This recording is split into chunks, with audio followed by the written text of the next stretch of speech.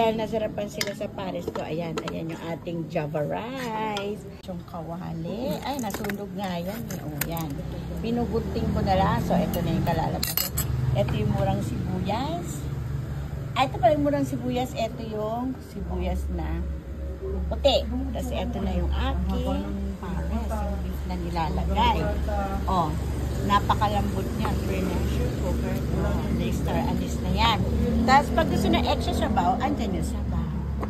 So, ayan. Tapos ngayon, ayan, nagsisikain na sila. Kulang na lang tumaya sila para kunwari na sa diwata pa. Eto na yung ginawa ko.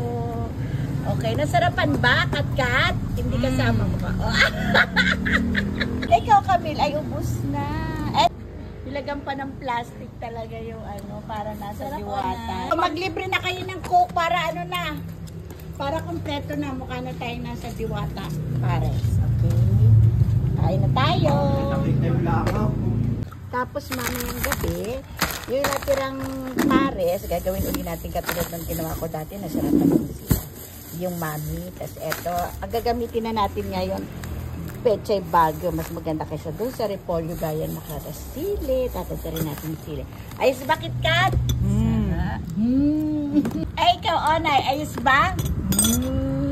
Cute. Kain tayo. Ito na. Pero mo soft drinks. Pero mo naman si Mama. Isa pa yan. Ang sarap. Ay, gumagalaw ang mesa ko.